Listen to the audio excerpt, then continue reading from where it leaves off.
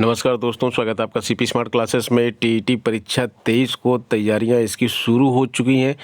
परीक्षा नियामक प्राधिकारी ने डीआईओएस को पत्र भेजा है। पेपर लीक होने से नवंबर में निरस्त हुई थी परीक्षा। पुराने केंद्रों पर परीक्षा ये होगी। अब इसमें देखिए 19 परीक्षा केंद्रों की सूची परीक्षा नियामक प्राधिकारी को भेजा है। ये ज्ञानपुर की हम बात करते हैं यहाँ पे। तो यहाँ पे जो है परीक्षा नियामक प्राधिकारी डीआईओएस को पत्र भेजकर नवंबर माह में निरस्त हुई परीक्षा का ब्यौरा तलब किया है। और यहाँ पे जो है पूरी तरह से तैयारी इस बार की जा रही है कि बिना किसी मतलब प्रकार की उंगली उठे हुए और इसकी जो है शुचितापूर्ण तरीके से परीक्षा कराई जाए। तो सभी जिलों में इस तरह की तैयारी हो रही है। डीआईओएस, परीक्षा नियामक प्राधिकारी सब इसमें लगे हुए हैं। और यहाँ पे देखिए लिखा हुआ है यूपी टीईटी में ग्रामीण क्षेत्रों में बने केंद्र होंगे निरस्त। तो ये एक मामला ये भी है कि भाई जो केंद्र दूर दराज क्षेत्रों में बने हुए हैं उनको निरस्त करके नए केंद्र शहरों में बनाए जाए, जिससे कि इस परीक्षा में कोई भी किसी भी प्रकार की प्रॉब्लम ना आने पाए। परीक्षा पहले की भांति इस बार भी 2 पालियों में होगी, तो इसमें कोई डाउट नहीं है। जिस प्रकार से पिछली बार परीक्षा हुई थी उसी प्रकार से परीक्षा होगी।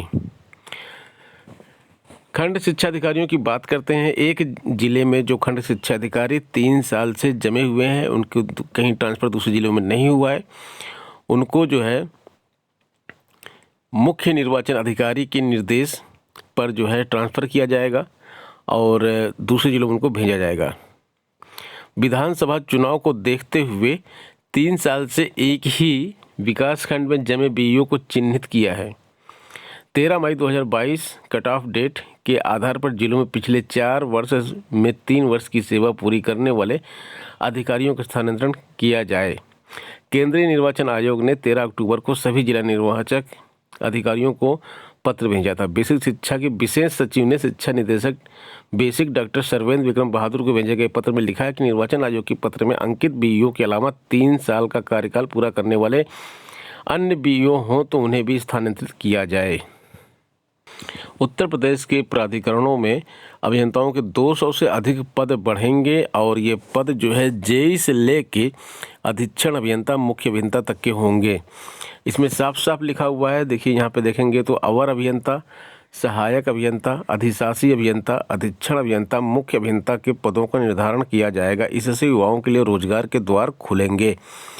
अभी क्या है, 4 अभियंताओं की ज़रूरत कहीं पर है तो 1 अभियंता वहाँ पर है, उसी से काम चलाया जा रहा है। 3 पद खाली पड़े हुए हैं।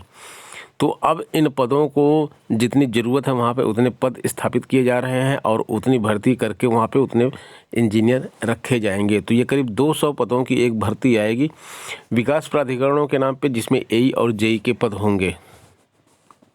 दरोगा भर्ती की जाँच के लिए सड़क पर उतरे हैं अभ्यर्थी।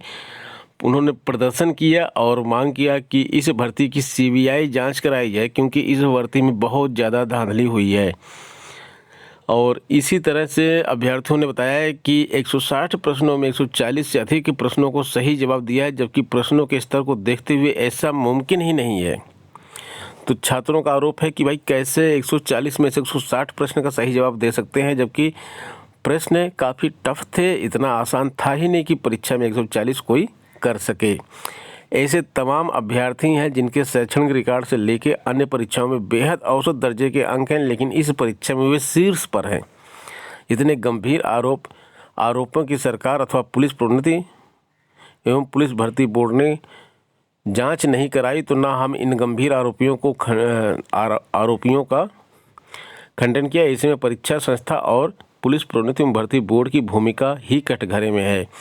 तो आप ये देख सकते हैं, छात्र लगातार यूपीएसआई यानी कि यूपी दरोगा की भर्ती का विरोध कर रहे हैं, लेकिन अभी तक सरकार की तरफ से इस पर कोई बयान नहीं जारी किया गया है कि वो कुछ निर्णय लेगी या नहीं लेगी।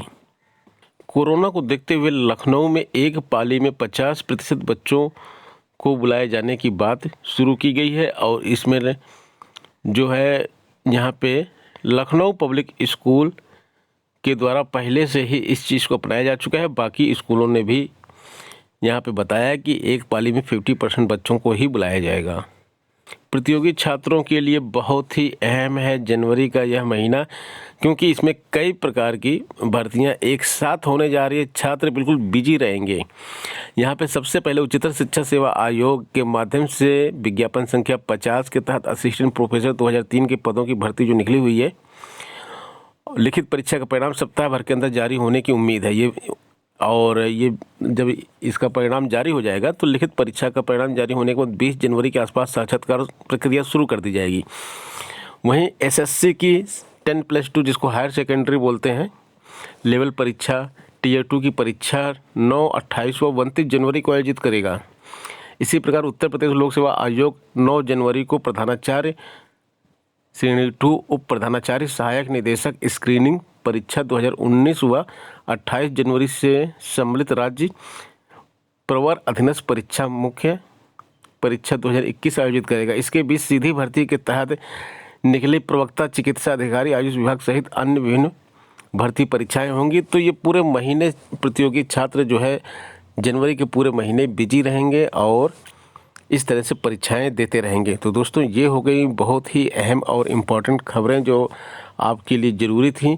मिलते हैं नेक्स्ट वीडियो में कुछ और ज़रूरी खबरों के साथ, कुछ और ज़रूरी जो है अपडेट्स के साथ। बने रहें आप सीपी स्मार्ट क्लासेस के साथ। धन्यवाद।